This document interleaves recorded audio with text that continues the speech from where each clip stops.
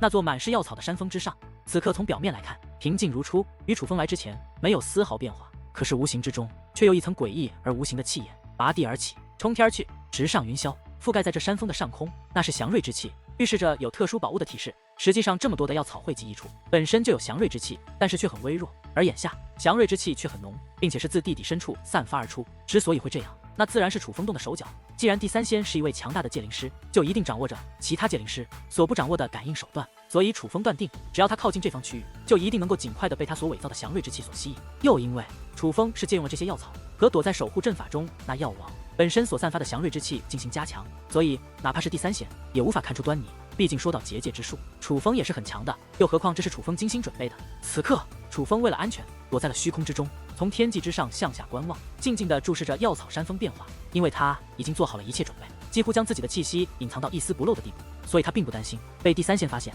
也不担心被第三仙等下破阵时造成的余波所牵连。突然之间，那平静的山峰之上，空间一阵蠕动，一道身影出现在了药草海洋的中央。此人正是第三仙，够狡诈的，不仅隐藏气息，竟然还隐藏了肉身。楚风得意一笑，他不得不承认，第三仙很厉害，这隐藏气息的手段很强。不过可惜，楚风却是早有准备，不管第三仙怎么做，都改变不了他在明处，楚风在暗的局势。我早听闻焚天圣教内中有大量珍稀药草，所以猜测他们走后，药草未成便不会带走。今日一见，果真如此。焚天圣教一走多年，如今这些珍稀药草皆已大成，这么多的药草没人来取，可见是上天为我准备的。第三仙微微一笑，却也并未急着采摘，而是走到了那棵药王遁地的地方，笑眯眯的道：“此处祥瑞之气最浓，并有通灵的药草躲在地底之中，偷偷生长。只是可惜，你瞒得过他人，却瞒不过我。待本仙看看你究竟是何物。”话罢，第三仙身形一动，便掠入了地底之中，连土壤都未翻动。这乃是运用了一种特殊的手段，可以穿越普通的土壤和墙壁，俗称穿墙术。终于上套了。而眼见着第三仙进入其中，那躲在暗中窥探的楚风嘴角不由掀起一抹笑容。他觉得以第三仙的实力，发现那药王躲在守护阵法之中，绝对不会像楚风这般退缩，应该是全力破之才对。毕竟第三仙拥有破阵的实力。果不其然，就在第三仙潜入地底没有多久，整座山峰便是一阵剧烈摇晃。不过这山峰显然有着特殊的力量支撑，所以哪怕是这样强烈的震动，也只是掉落一些碎石罢了，却并未瓦解，反而相当牢固。紧随其后，一道身影也是自地底爆射而出，此人正是第三仙。只不过第三仙相比于之前的从容淡定，此刻其脸上则是多了一抹凝重之色，尤其是那一双凌厉的双眼，竟然散发着耀眼的光芒，如同两个灯笼一般，正紧紧地盯着先前遁入的地底，仔细地打量着。而就在这时，一声怪吼猛然响起，紧随其后，那地表的土壤竟然滚滚翻腾，数道粗达10几米的树枝自得底爆射而出。那树枝非常怪异，不仅浑身带刺，体内蕴含着恐怖的力量，且每一根枝上更是有着一双血红色的双眼，宛如怪物一般。好厉害的守护阵法，竟比我预想的还要恐怖。还好我先前没有深入，否则恐怕连逃出地底的机会都没有，便会被他们抹杀于地底深处。不过楚风却一眼看出，那树枝并非真正的怪物，只不过是守护杀阵的攻击手段而已。但是不可否认的是，这数道强大的树枝非常的强大，可谓极其棘手，一品武王都不是他们的对手，哪怕是第三仙也不敢有丝毫的大意。这一刻，楚风很担心第三仙会不会因为这守护阵法太强而放弃破阵。有趣，焚天圣教竟然还留下了这样一座杀阵，是为了庇护衍生出灵性的药王所用吗？这杀阵倒的确能够挡住不少人，不过可惜却挡不住我。这里的每一株药草都是我的，一颗都别想逃。不过楚风的担心显然是多余的，第三仙不但没有退缩的打算，反而突然爆发出兴奋之意，剑眉猛然，道术之间，拳掌交加，发动攻势，与那守护杀阵释放出的树枝抖在一处。第三仙的攻势非常凶猛，没有什么华丽的招式，但是每拳每掌都大开大合，每出一招都有着无穷的力量。也就是这山峰蕴含着特殊力量，异常坚固。要是换作其他山峰，第三仙随便一招轰下，这座山峰将被轰成粉碎，连个残渣都不会剩下。事实上，除了这座山峰安然无恙之外，这座山峰之外的数座山峰皆是化作飞灰，被第三仙的余波震毁。武王的威势果然恐怖，胜过武军数倍。但是那守护阵法延伸出来的树枝也不是吃素的，横扫天际之间，连虚空都可被其切割。那哪里是简单的树枝，简直就是无坚不摧的利刃。突然之间，又有一层波动自守护阵法传来，在那波动之后，那凶猛的树枝之上竟然出现炙热的火焰。那火焰太怪异了，不仅发出噼里啪啦的响声，更是有焚烧一切的力量。在那烈焰之下，连空气都被点燃，一时之间火焰四起，竟吞没百里。尽管山峰之上无事，但是山峰之外的一切可就被焚烧殆尽了。还好楚风早有准备，躲在天际之上的虚空之中，否则单单是二者交战的一波，就可以将楚风轰得飞灰烟灭。然而就在这时，楚风的神色却是突然一变，不由得将目光投向了身后，因为他发现距离他不远处竟然有一道身影飘然而下，落在了一片白云之中。仔细一看，楚风更是眼前一亮，发现那来者身材高挑，穿着一条比雪还要洁白的长裙，那长裙真的很长，将她的身躯包裹得非常严实，连手掌和鞋子都被那长裙覆盖，可谓是寸迹不露。但是从她胸前那坚挺而圆润的弧度来看，楚风还是能够断定，这来者定是一位女子无疑。只不过这女子头戴白色斗笠，斗笠之上还有白色纱布垂落而下，将她的面容也是遮盖得严严实实。此刻，楚风不敢动用天眼，也不敢动用精神力，所以无法分辨出此女的实力和真正的年龄和面容。但是那种与生俱来的气质，却并非衣物能够掩盖的。楚风几乎能够确定，此女绝对不简单，因为眼下她也隐藏了气息，并且与之前的楚风一样，正注视着山峰之上与那凶残树枝交战的第三仙。从感觉上来评判，楚风知道此女绝非善类，多半也是冲着那满山峰的药草而来。然而此时此刻，那山峰之上的战斗已是越来越激烈，释放出了火焰的树枝，宛如一道道自的底延伸而出的火焰蛟龙，异常凶猛。焚天圣教独有的火焰，果然是焚天圣教留下的产物。也罢，就让本仙来看一看你究竟有多强。但是哪怕如此，第三仙却也依然不惧。只见其手腕一转，一根长有3米的长棍便出现在了手中。那棍子通体为绿色，上面刻画着无数道复杂交错的符咒，那乃是一件半城王兵。此棍一出，第三仙整个人的气势已是完全不同，得到了极大的提升。只见其猛然挥动，手中的半城王兵便随之而动，发出刺耳的风声。而当那王兵挥动完毕之际，只听一声巨响，一道碧绿色的光波以半月形的弧度自其手中的半城王兵暴掠而出，掠向了其中一道树枝。那碧绿色的光波实在太强了，竟只是一击便将其中的一道树枝扫成2段。紧随其后，第三仙连续挥动手中的半城王兵。在这种情况之下，那夹带着恐怖烈焰的树枝已经彻底失去了与其抗衡的能力，一个接着一个的被扫断。好厉害！都说王兵是为武王强者准备的，今日一看果然如此。见到这一幕，楚风也是连连点头，为第三仙的强大战力感到折服。半城王兵他也有，可是在他手中绝对无法发挥出第三仙这样的强大的力量。虽然武王本身就胜他数倍，但是他也不得不承认，那半城王兵在第三仙的手中的确提升了好几个档次，他真正的发挥出了半城王兵的威力。只是这一幕后，楚风也无法自控的去猜想，既然半城王兵在武王的手中都这么厉害，那么王兵在武王的手中又会如何？就在这时，又有几声轰鸣传来。而在那几道轰鸣消失后，天际之下已是变得异常宁静。扫向四周，那吞噬下方山脉的恐怖烈焰已然消失，剩下的只是漆黑的山石以及粉碎的物质。而再观山峰，那自守护阵法之中延伸而出的恐怖的树枝已经全部被扫成2截，失去了先前的恐怖威势以及可怕的攻击力。此刻，那树枝正从实体化作金色的光芒，并且光芒正在分散开来，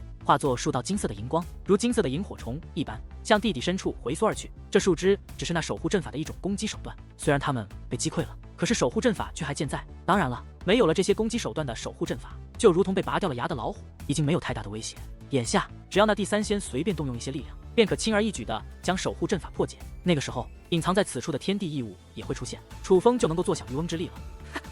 焚天圣教的杀阵也不过如此，看来就算焚天圣教还在东方海域，也不是我诛仙群岛的对手。这一刻，第三仙一阵疯狂大笑，笑得异常开心，甚至有些激动，可见他真的是将那守护阵法完全当做了焚天圣教布置的杀阵，所以在破开杀阵后，他才会这般高兴。毕竟焚天圣教被誉为是曾经东方海域最强的势力之一，那个时候的诛仙群岛根本无法与焚天圣教抗衡。如今诛仙群岛虽然崛起了，可焚天圣教却也不在了，他们再也无法与焚天圣教一较高下。但是这座杀阵却满足了第三仙的虚荣心。小东西，没了杀阵的庇护，我看你还往哪里逃？而一阵大笑之后，第三仙大手猛然一摊，抓向了下方，想要彻底破开地底深处的守护阵法，将那颗躲在其中的药王抓出来。见到这一幕，楚风的瞳孔猛然一缩，心脏都提到了嗓子眼，紧张的不得了。因为眼下的情况太关键了，只要第三仙彻底将那守护阵法破解，那孕育了几千年的天地异物就要浮现。不管那天地异物为何模样，但是对于楚风来说，都是不可错过的修炼圣物，他必须得到。然而就在这关键之际，那躲在云中的白裙女子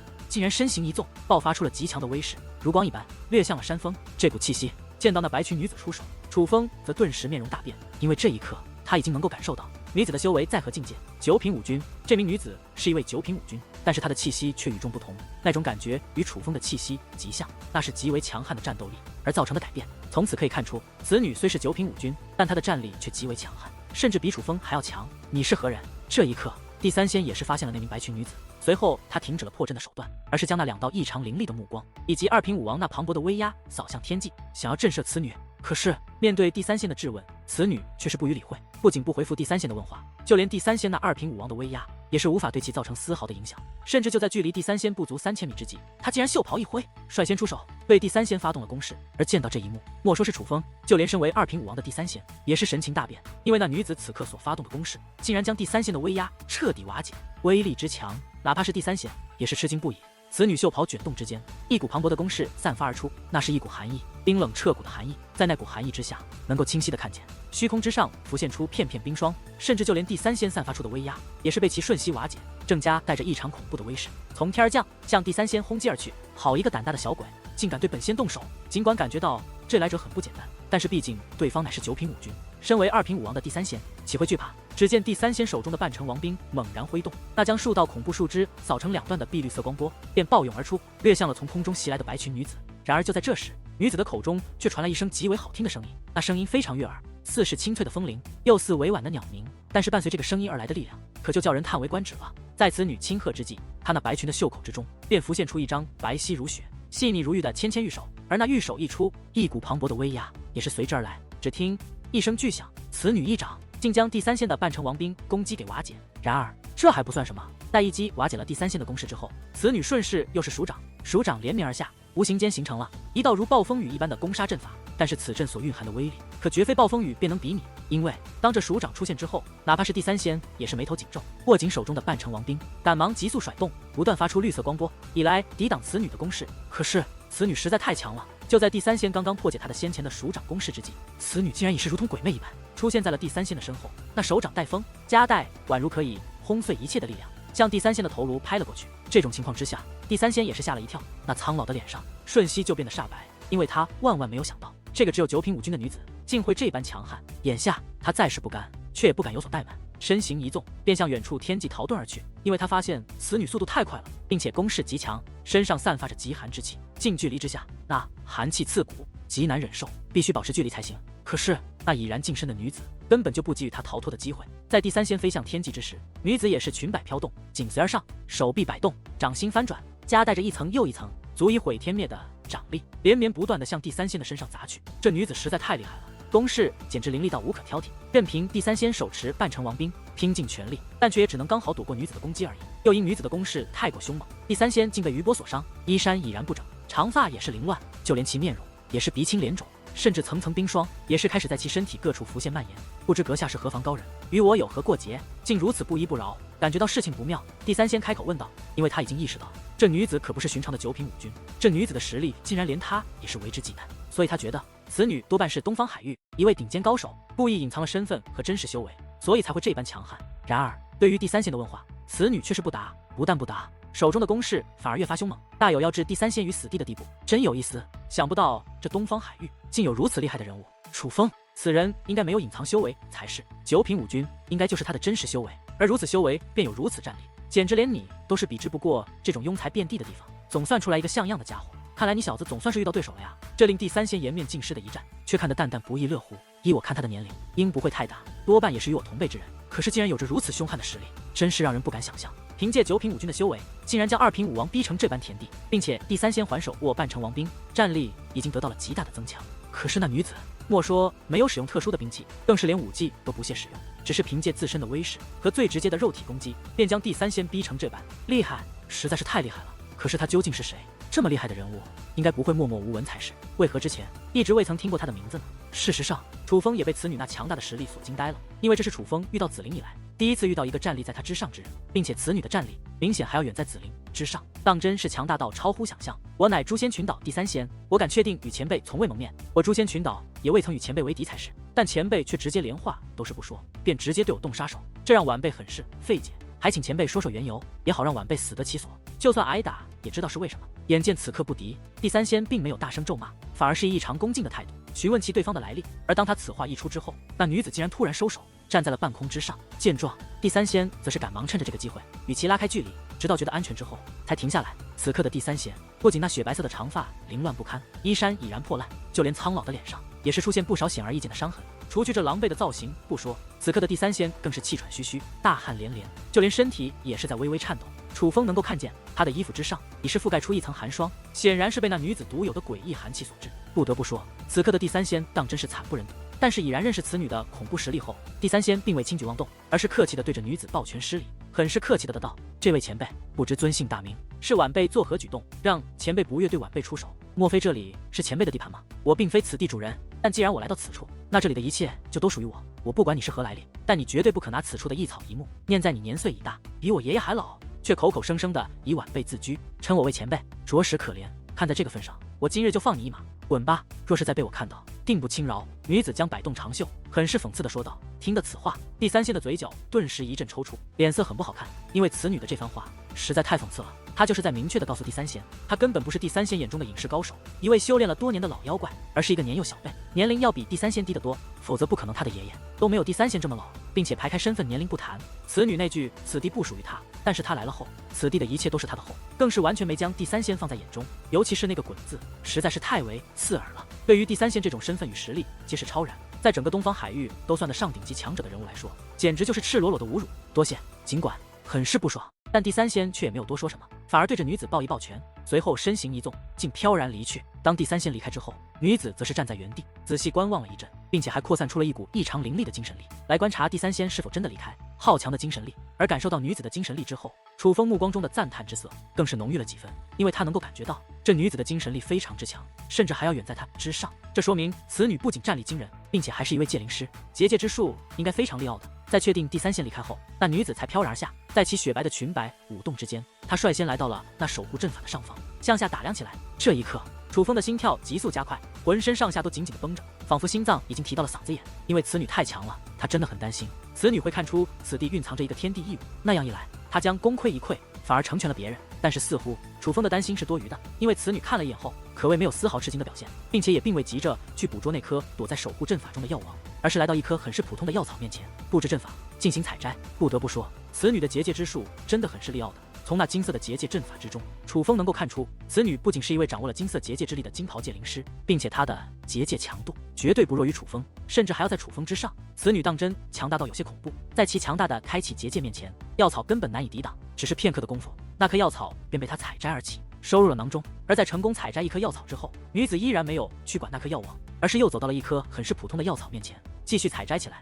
此女为何不急着采摘药王，而是先对此处那些相对平常的药草下手？对于此女的举动，楚风感到很是不解，他有些不明白此女的意图何在，但是他却也没有任何办法，只能静静地观望着，期待女子快点去收取那颗药草。然而就在这时，远处的天际却突然剧烈颤抖起来，紧随其后，这方天地也是剧烈抖动，一股极为强大的气息正在急速掠来，将这方天地都是挤压的扭曲。小鬼，让你狂妄自大，目无尊长，看本仙今日不灭了你！与此同时，一声厉喝也是随之传来，那竟是第三仙。第三仙去而复返，不但没有离去，反而是回来寻找女子复仇，真是找死！得知是第三仙回来之后，女子则是冷哼一声，随后娇躯一纵，便夹带着异常冰冷的杀意去迎战第三仙。小鬼，受死！而就在这时，第三仙已是轰然而至，他的身影再度浮现在了楚风以及女子的视线之中。只不过此刻的他气势却是完全不同，不仅整个人的力量再度得到了提升，并且在其手中的那把半城王兵之上，正萦绕着极为耀眼的光芒，散发出毁天灭地的恐怖力量。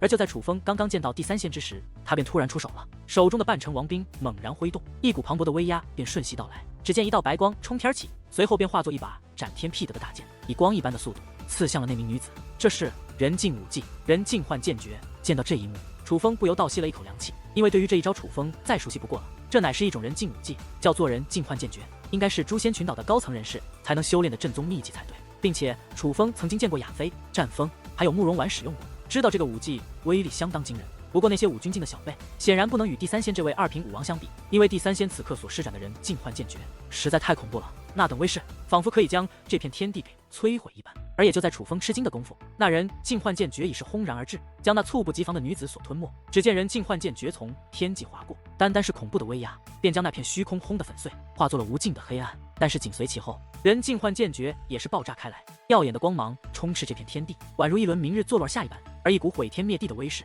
更是横扫天上地下。这该死的第三仙竟然如此卑鄙！原来他故意认输，是为了酝酿这人尽武技。当武技酝酿完毕后，便使用特殊手段偷偷靠近，然后进行偷袭，实在太无耻了。眼见着那恐怖的能量涟漪在先前女子所在的天际肆虐，楚风也是眉头微皱。尽管那女子与自己毫无瓜葛，可以说这两个人都是他的敌人，但是第三仙身为一个前辈，竟然对一个晚辈使用如此下三滥的手段，楚风也实在看不过去。可是就在这时，一道刺耳的咆哮声却突然响起，紧随其后，那人尽换剑诀所爆炸的方向竟然出现了一股狂暴的飓风。原来那刺耳的咆哮是来自那狂暴的飓风，那飓风异常磅礴，并且涌现而出后，席卷的乃是倒吸之力。它竟然在吸取人尽换剑诀所爆发出的能量涟漪。那股飓风所释放的吸力实在太恐怖了，竟至在眨眼之间便将人尽换剑诀的涟漪彻底吸收。而这一刻，那本已崩塌的虚空则是如碎裂的镜片一般，逐渐愈合，恢复到了以往的自然模样。与此同时，那名女子的身影也再度出现在了楚风以及第三线的面前。这丫头看到此刻的女子之后，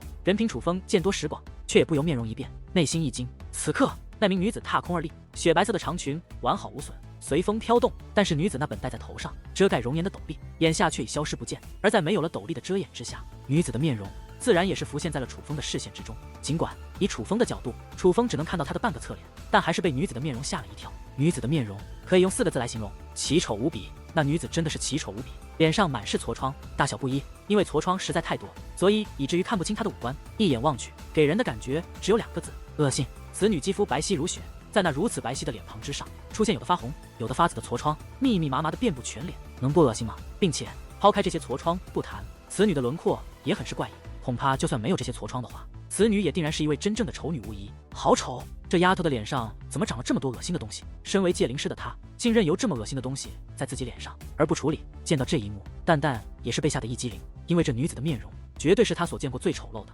这种情况只有2种可能，一种是此女故意以这些东西来遮盖自己的容颜，隐瞒自己的身份；另一种就是此女天生如此，并且无法通过外力改变容颜，哪怕是界灵之术也不行。而我觉得此女多半是后者，因为遮盖容颜的方法有很多，她没必要选用这种。何况此女战力逆天，说其是特殊体质很有可能，而特殊体质有些东西的确是无法改变的，面容也在此之列。不过相比于她的容颜，我倒是更关心她的真实实力，真想知道此女究竟有多强，竟能在硬生生的承受了人境幻剑诀后，而毫发无损，只是被打掉了头上的斗笠。楚风眉头微皱，眼中的惊叹之色早已大盛，为此女强大的实力而感到折服。但是相比于楚风，那第三仙可就是面容大变，一张老脸之上已满是惊恐之色，因为人境幻剑诀可谓是他最强的杀招之一。可是就是这样强力的杀招，在对方硬生生的挨了一下之后，竟然毫发无损，这叫如何能不恐慌？因为这说明了一件事，那就是这名女子的实力绝对远在她之上，强大到她无法真正的伤到对方。一个9品武君，战力竟在2品武王之上，这说出去绝对没人信，因为这是不合常理之事。可是眼下却实实在在的发生了，并且还发生在了第三仙这位大人物的身上。眼见形势不妙，第三仙身形一转，脚下一阵狂风掀起，竟如光一般向远处爆射而去。那乃是一种强大的身法武技，速度非常之快。他是要逃，你真是该死！可就在这时，一股极为恐怖的气息突然自女子的体内暴涌而出，瞬息之间便覆盖数里。那不仅仅是威势，还有冰冷彻骨的杀意。女子怒了，比先前还要愤怒数倍。这不仅仅是因为第三仙言而无信，去而复返对他偷袭，更多的是因为第三仙将他的斗笠掀飞，使得他的面容展现而出。我要杀了你！突然，女子暴喝一声，此声一出，整个虚空都是剧烈颤动，天际的白云皆被吹散，脚下的山脉被摧毁，千里之内皆是土崩瓦解。在这股威势之下，那本急速逃遁的第三仙竟然身躯一颤，大口的鲜血自口中喷涌而出。不止如此，就连整个身躯都是瞬间崩裂，大片的鲜血自其浑身各处喷涌而出，那鲜红的鲜血瞬间染湿整个衣衫，紧随其后便如断线的风筝一般从高空之上坠落而下。此女竟然这般强悍！见到这一幕，楚风再度大吃一惊。如果此女只是拥有能够与2品武王匹敌的实力也就算了，可她竟然能够凭借一声怒吼便将第三仙震得半死，这也就是第三仙肉身强悍。若是换作常人，这种威势之下定然会爆体而亡，化作一片血水，连残石都不会剩下。太恐怖了！他所表现出来的战力实在太过强大，简直强大到深不可测。粗略估算，恐怕就算是3品武王，他也能一战。此女乃是真正的妖孽。然而就在第三仙将要落地之际，体内竟然爆发出一股极强的气息，再度飞身而起，向远处逃遁而去，眨眼间消失在了远处的天际。还是跑了吗？不过代价也很惨重呢。楚风长叹一声，因为那女子并未追赶，所以楚风知道第三仙跑了。但是楚风也看出，第三仙之所以能够突然爆出那么惊人的力量，那是因为他服用了禁药，并且是很凶猛的禁药。所以楚风断定第三仙不会在此停留了，定然会尽快离开，否则禁药反噬来袭，他将失去逃脱能力。若是被此女抓到，那他将必死无疑。你究竟姓甚名谁？可敢报出姓名？可就在楚风觉得第三仙已然玩命逃脱之际，自远处竟再度传来第三仙的声音，他竟然还敢向女子叫嚣。不过仔细想想，倒也可以理解，一位堂堂2品武王，名震东海的大人物，竟让一位9品武君逼得服用禁药，狼狈逃，这着实可笑。他感到不甘也是情理之中。我乃蛋台雪，不必你来报复，我也会去拜访你诛仙群岛。女子不甘示弱，高声回道：蛋台雪，好一个蛋台雪，我记下了，下次相遇定然要你为今日所为付出代价。第三仙的声音再度传来，甚至能够听出他那咬牙切齿的声音，不过那声音渐行渐远，越来越小，可以得知他真的是逃了。区诛仙群岛，当我怕你。然而对于第三仙的威胁，此女却是不以为然，手掌对着虚空一抓，那道被掀飞的斗笠便再度出现在手中。将斗笠重新戴于头顶之后，女子便飘然落下，开始继续采摘药草。蛋台雪吗？然而眼见着女子赶走第三仙，并且继续采摘药草后，楚风却并没有太多喜悦。而是在心中说道：“淡台雪呀，淡台雪，我不管你来自何处，师出何门，我只想知道你为何不采摘珍稀的药草，反而采摘那些普通的药草呢？但我拜托你，快将那颗药王取出，帮我破开守护阵法吧。”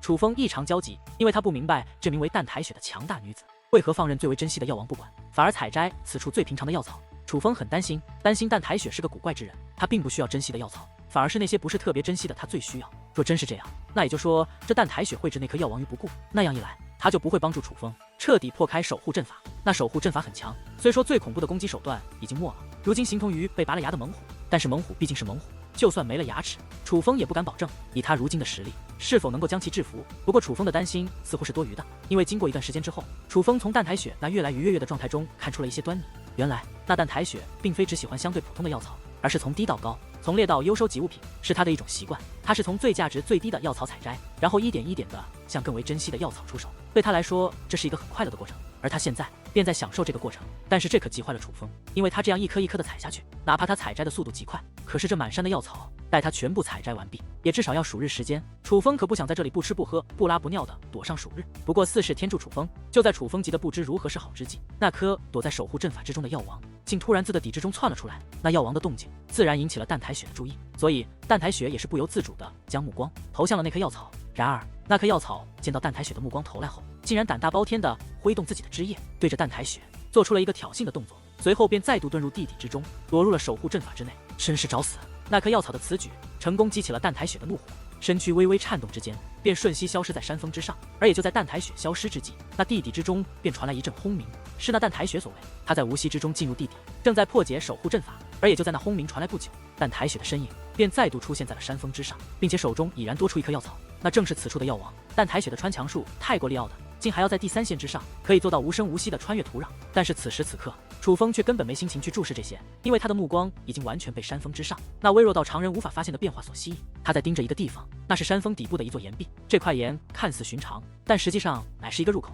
并且此刻这个入口已经开启，终于成功了。等了这么久，出现了这么多变数，总算破开了守护阵法。这一刻，楚风激动不已，不仅是守护阵法被淡台雪破开，那如楚风所预料的入口也彻底开启。楚风只要进入其中，就能够寻得此处隐藏的天地异物。事到如今，楚风也不再蹲守此处，而是小心翼翼地进行移动，向那入口处航去。尽管楚风此刻的隐藏手段是耗费许久时间精心布置，但是面对淡台雪这种深不可测的高手，他也不敢有丝毫的大意，而是小心翼翼地自高空之上向那山峰底部移动，足足耗费了大半日的时间。待得楚风移动到山峰底部之际，已是深夜。山峰之巅不断浮现出金色的光芒，淡台雪并未休息，而是继续采摘药草，享受这一美好的过程。至于楚风，此刻更是兴奋不已，因为他已然穿越了那墙壁，进入了一个岩洞。当进入岩洞的这一刻，楚风的心脏都在急速跳动，他能够感受得到一股说不出的气息充斥这整座岩洞，而这气息的散发者正在吸引着他向深处前行。终于，楚风来到了那气息最浓郁的地带。楚风能够看见，在这很是狭窄的岩洞尽头，有着一块怪异的石头，而那让楚风感到浑身上下异常舒畅的气息，正是源自这块石头。这块石头太漂亮了，虽说其是石头，但是它的形状更似一棵树，像极了一棵柳树。也难怪它延伸出的守护阵法最强的攻击手段会是数条树枝，但是很显然，这石头绝非是一棵树，因为它其中蕴含的狂暴力量已经告诉了楚风他的身份，他便是此处的天地异物。总算找到你了。这一刻，楚风别提多高兴了，那种喜悦的笑容无法自控地流露于面容之上，真是笑得合不拢嘴。尽管高兴，但楚风也清楚眼下的情形，所以并未仔细观察，而是赶忙运用结界之法，斩断这天地异物与此处的联系。这天地异物孕育于这山峰之内，山峰就像是他的母亲，与他有着联系，唯有斩断这些联系，才可将其带走。而当斩断这种联系之后，这座山峰也将失去那特殊的力量。斩断异物与山峰的联系后，楚风为了以防意外，特意布置了一道简单的阵法，将这天地异物包裹，这才将他收入乾坤袋内，转身开溜。此刻，那山峰之巅的淡台雪正采摘要草采得起劲，自然没有注意到楚风的所作所为。而当楚风觉得已然逃离淡台雪的感应范围之后，他便赶忙施展出青龙疾行术这一无上秘籍，根据来时的道路急速逃脱。至于这焚天圣教的旧址是否还有着其他宝贝，楚风也懒得去管，因为有着淡台雪这位恐怖的存在的缘故，楚风也害怕出现其他变数，所以必须见好就收，现在就走。至于那第三仙，楚风也并不担心，因为他觉得第三仙已是惊弓之鸟，逃脱此处后肯定前往安全之地休养，不敢久留。而第三仙自己都逃了，自然也不会派诛仙群岛的其他高手来此处送死，所以楚风觉得此刻是离开此地的最佳时机，否则若是诛仙群岛的高手赶到，那可就大事不妙了。事实上，如楚风所料一般，直到楚风穿越寒冰沙阵，重返冰雪平原之后，并未看到半个诛仙群岛的人。安然地离开了这个是非之地。只不过在楚风离开没有多久，那山峰之巅的众多药草便开始枯萎，几乎所有未被采摘的药草都在眨眼之间便干枯死去。怎么会这样？对于这突如其来的变化，使得淡台雪情绪大变，感到茫然失措，却又束手无策。淡台雪站在山峰之巅，矗立不动，望着那山峰之上那些本是光芒萦绕，此刻却干枯发黄，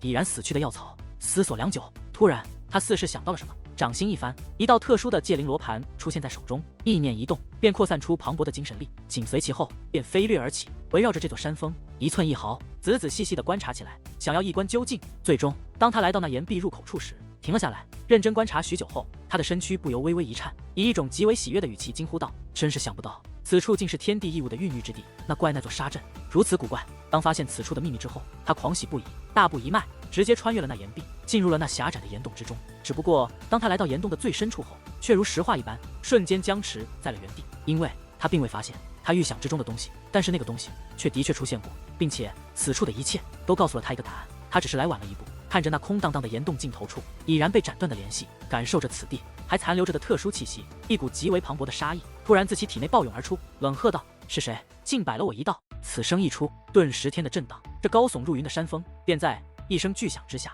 被震成了粉碎，并且那种满含怒意的气息更是扩散而去，所过之处皆被轰成粉碎，异常的恐怖。只不过对于他的这声怒吼以及恐怖的杀意，楚风却是根本听不见，也感受不到。此刻楚风还在冰雪平原，他来到了一座偏僻之地，躲在了那厚厚的冰层深处，因为他真是迫不及待的想要炼化那天地异物。难怪焚天圣教明明能将这天地异物带走，却并未带走。这个天地异物竟然多少有点灵性，若是继续孕育下去，若干年后，也许他可以得到智慧，转化为天地灵物，并且那个时候他的力量还要在普通的天地灵物之上，再加上这天地异物之中的能量太过狂暴，寻常人根本难以炼化，除了用其种植药草外，还真是没有其他用途。焚天圣教肯定是觉得，与其将它带走却又毫无用处，还不如将它留在山峰之上，成就了它。仔细观察了一下这天地异物后，楚风已是发现这个天地异物的特殊性。焚天圣教教众心善，所以才会将天地异物留在此处，但若是换作诛仙群岛，可绝对不会成人之美，因为以他们的行事风格，他们得不到，别人也别想得到，哪怕将这天地异物毁掉，也绝对不会将它留下，让它继续孕育。淡淡说道：“那是自然，若不是我能够将其炼化，它对我有着大用，我也不会断送了它的前程。毕竟它具有一定的灵性，若干年后，也许就是一条生命。”楚风点了点头，表示赞同淡淡的看法。楚风，这天地异物虽然孕育很久，并且蕴含的能量极为狂暴，但是因为供养多棵药草多年，它的蕴含的天地能量也被消耗了不少，如今并非太过强大。你觉得它能帮助你突破到5军境吗？淡淡问道。这个我也不好说，因为我体内那几道雷霆巨兽的胃口越来越大了，我压根就摸不清他们要吃多少修炼资源才能够助我突破。但不管怎样，这个天地异物对我都有着巨大的帮助，结果究竟如何，待我将其炼化便知。楚风微微一笑，也不废话，双手叠加，打出一道奇特的手印，一道金色的化解阵法便将那天地异物笼罩。待结界阵法开启之后，天地异物的外围便开始变得虚幻，一缕缕淡淡的光体不断自天地异物之中钻出，宛如一条条小蛇一般，围绕着天地异物旋转。只不过那看似柔和的光体却非常的恐怖，当其浮现之后，所过之处竟是黑色的裂痕，那是空间被撕裂的痕迹，此乃天地异物所蕴含的天地能量，并且非常的狂暴。但是眼下却正被楚风一点一点的自天地异物之中释放而出。当一小部分天地能量被释放出后，楚风嘴巴一张，一股磅礴的吸力便自口中暴涌而出，竟将那狂暴的天地能量吸入腹中，开始了炼化。这换作常人简直是不敢想象的，因为这天地异物中所蕴含的能量实在太恐怖了。若是常人如楚风这般吞噬，恐怕只是一缕天地能量都可以让那人粉身碎骨，但是楚风却可以，不但可以吞噬，更是可以真正的炼化，甚至没有一丝的浪费，将这狂暴的能量全部转化为能够增进他修为的能量，炼化吸收。在这种情况之下，楚风那停止许久的修为开始急速增长，丹田内沉睡许久的几只雷霆巨兽也是开始蠢蠢欲动，贪婪的吞噬起那自天地异物之中得来的天地能量。楚风丹田内的神雷真的很厉害，尽管如今已经有3道雷霆进入了楚风的血液之中，但这却丝毫不减少他们贪食的程度和炼化的速度。哪怕这天地异物异常狂暴，但对他们来说却只是可口的美味而已。就这样，如楚风所预料一般，这本是不可能炼化的天地异物正在被他一点一点的分解并且炼化。因为楚风的结界之术终究有限，尽管神雷吞噬炼化的速度极快，可是他分解的速度却根本不上，所以足足过了数日时间，楚风才将这天地异物炼化的差不多。此刻那天地异物只剩下了半个拳头不到，本是柳树的外表已经被炼化的只剩下了树根，而楚风的气息也是强大了数倍不止，那种感觉已经无限的接近了5军境，只差一步便可跨越天武，踏入5军，成为一位真正的5军强者。终于，一声极为恐怖的轰鸣在楚风的丹田之内炸响，这个声音非常怪异，比雷鸣还要刺耳，比虎啸还要动听，比龙吼还要威猛。只不过这个声音旁人却根本听不到，唯有楚风一人能够听清。而在那轰鸣炸响的同时，楚风的气息在此刻急速攀升，并且那种攀升的速度之快，简直惊为天人。与此同时，以楚风为中心，数千里内的武力如同受到了召唤一般，开始急速涌动，向楚风的体内汇集而来。这一刻，楚风的气息比之先前已经截然不同，那是一种质的变化，那是一种真正的强大突破了。在这颗天地异物还未彻底炼化之际，楚风的修为便得以提升，他已然成功的跨越天武境，踏入了五军境，成为了一名真正的五军强者。五军境，多少人为之努力一生，却也无法触解，只能仰望的境界，甚至在很多人眼中被视为神一样的境界。但是楚风却在还不足20岁的年纪，便已经踏入这一境界。不得不说，这绝对是一件壮举，至少在这东方海域还有东方陆地来说，是只有少部分天才才能够做到的壮举。尽管只是一凭五军，但这是楚风为依靠神雷的力量而得来的修为，这是属于楚风自己的真实修为。成功了，我总算成功了，终于踏入了五军境。这一刻，楚风狂喜不已，兴奋得不得了，那种激动的心情简直难以言表。尽管楚风从天武到五军境实际上没有用上太久的时间，但是他付出的代价却是异常的沉重，甚至是常人所不及的。今日的成就尽管有着一部分的运气在里面，但不可否认的是，这是楚风通过自己的努力才换取而来的。糟了，这种感觉。然而就在楚风狂喜不已之际，他的面容却是突然大变，一种从未出现的恐惧自其眼中涌现而出。因为楚风惊愕地发现，当其突破到五军之际，自丹田之内一缕红色的雷霆已是奔腾而出，正在他的体内急速涌动。按理来说，这乃是正常现象，楚风应该高兴才是，因为只要楚风跨越一个大境界，他便能得到一道雷霆的力量，为己所用。可是眼下却是有些不同，那道红色的雷霆在他体内涌动之时，丝毫没有融入他之血液，与其合为一体的感觉，反而是想要冲出体外。这道雷霆竟然想要破体而出，摆脱楚风肉身的束缚。最主要的是，不仅那条红色的雷霆想要破体而出，就连早已与楚风的血液融合的金、蓝、紫3种雷霆，此刻也是纷纷冲出楚风的血液之中，与那红色雷霆一起不安的涌动，他们皆要脱离楚风的体内。这叫楚风如何能够再做镇定？尽管碍于神雷的束缚，楚风想要突破一重修为，付出的代价是常人的数倍，这使得楚风那过人的领悟力没了用武之地，必须筹集到足够的修炼资源，才能够让自己的修为得到提升。但是不可否认的是，凡事有利必有弊，神雷虽然加强了楚风突破的难度，但却给予了楚风远超常人的战斗力，并且那神雷真的很强，强大到难以估量。眼下竟足足有着4道雷霆想要破体而出，离开楚风，这对于楚风来说真的不知是福是祸，是喜是忧。可是该发生的迟早要发生，有些事情楚风根本无法阻止，更无法改变，尤其是体内的神雷，楚风更是无法控制。终于，自楚风的体内涌现出磅礴的雷霆，分别为金色、蓝色、紫色、红色的3种雷霆，以自楚风的体内暴涌而出，穿过层层寒冰，直接冲向了天际。刹那间，本是漆黑一片的夜空被4种颜色的雷霆所占据，光芒四射之间，几乎笼罩了整个冰雪平原。最主要的是，4种雷霆出现在天际之后，竟然化作4只形态各异的巨兽，它们跨过云端，来到了9天之上，开始奔腾舞动，发出那刺耳的咆哮声，威震天地，震慑八方。那是什么？好恐怖！那似乎是雷霆，但是怎么会突然出现这么磅礴的雷霆，并且还是4种颜色？别傻了，雷霆怎么可能发出这么恐怖的声音？那分明就是4只巨兽，强大到不可想象的雷霆巨兽。尽管此刻已是深夜，但是那突然笼罩整个冰雪平原的雷霆以及刺耳的咆哮声，可谓将冰雪平原的所有人都惊醒。当人们走出房门，望向天际之后，无一不是大惊，被天上的一幕所惊呆了。而震惊之后，人们内心所最先涌现出的便是无尽的恐惧，因为天上的4只雷霆巨兽太过可怕，无论是他们的形态，还是他们发出的咆哮，以及那种不属于这片天地强大到难以估算的力量，都告诉了他们一个事实，那就是不管此刻占据夜空的究竟是什么，但是绝非善类，并且他们若是轰然而下，那他们这些居住在冰雪平原之上的居民并将必死无疑，恐怕这辽阔的冰雪平原也会被其彻底毁灭。这一刻，莫说年幼的孩童被吓得嚎啕大哭，就连成年的修武者也是惊叫连连。一时之间，冰雪平原陷入了一片恐慌，大部分人都无心继续观看天空的惊人一幕，更多的则是选择藏身之所，以避浩劫，甚至更有甚者，竟然抛儿弃女，不顾家人，自己飞奔起，飞向远古传送阵，想要尽快离开这个是非之地。与此同时，在一座荒凉的冰雪山脉中，一道身影也被天空上的一幕所吸引了。他头戴斗笠，身着雪白长裙，与周围的冰雪相得益彰，宛如从这冰雪之中走出的精灵，站在夜空之下，显得格外美丽。而他便是淡台雪，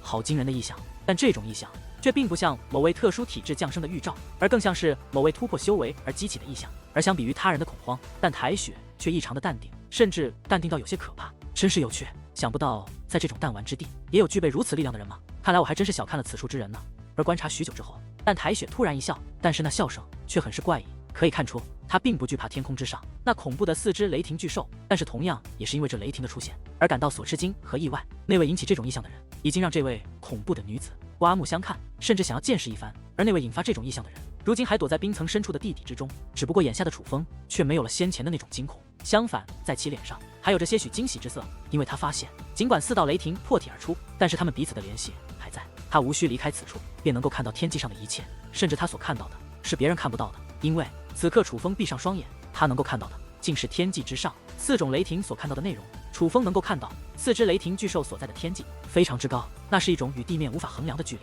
简直快要到进入星河之中，至少不是武王强者能够御空到的高度。眼下4只雷霆巨兽就在那星河之下奔腾，他们高声咆哮，散发出无与伦比的威势，在炫耀自己的强大实力，想让所有人见识到他们的力量。他们就是在展示自己的威势。突然，那4道雷霆突然一声咆哮，竟然飞奔而下，自天际之上向冰雪平原飞掠而来。见到这一幕，冰雪平原上的很多人顿时就吓得面容大变，甚至有些人直接被吓得瘫倒在地，失去了行动能力。更有甚者，居然被吓得大小便失禁，被直接吓到昏死过去的也不在少数。因为他们能够感觉到一种毁天灭地的威势正从天而降，他们都无法从这种威势之中存活下来。然而，就在那4道雷霆落入云端之际，所有人都觉得他们已是大难临头之时，那4道恐怖的雷霆却突然消失不见。本是明亮如白昼的黑夜，顿时变得昏暗一片，恢复了之前的平静，就宛如那4道雷霆从未出现过一般。怎么回事？那雷霆怎么不见了？对于这突然间的变故，众人先是面面相觑，随后四下观望，不知发生了什么。而就在众人不知所措之时，那盘坐在地底深处的楚风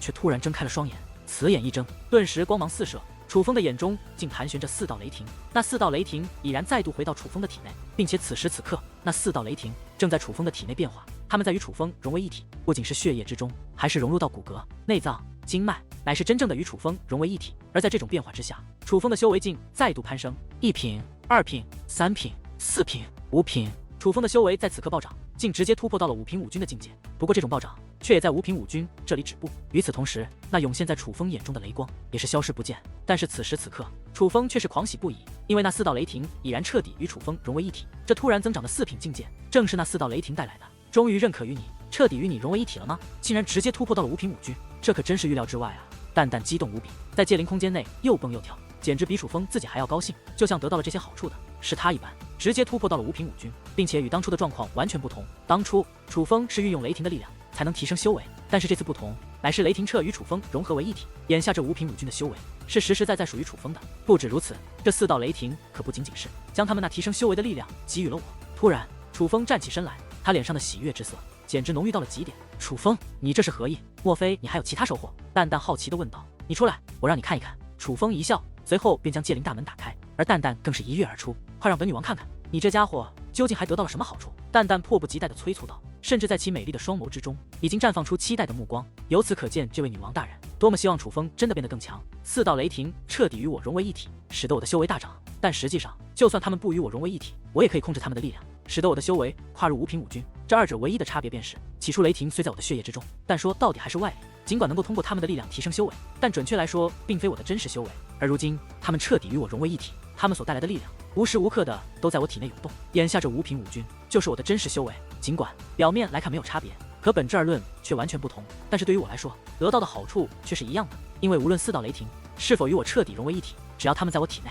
我都可以得到现在这5品5军的力量。但是我之所以这么高兴，乃是因为当他们重回我的体内，与我彻底融合一体的那一刻，我已经在4道雷霆之中领悟到了全新的力量，并且这个力量是我能够驾驭的。这9道神雷我体内这么久，这是我第一次感觉到我真正的掌握了一些他们的力量。楚风笑眯眯地说着，但脸上的兴奋之色却越加浓郁。你这臭楚风，坏楚风，难道本女王会不明白这些吗？我现在想知道的是，你到底领悟到了什么？从那神雷之中得到了什么好处？快点展现给本女王看看！蛋蛋急得原地直跺脚。楚风若是再不说，他恨不得跳过去咬楚风一口。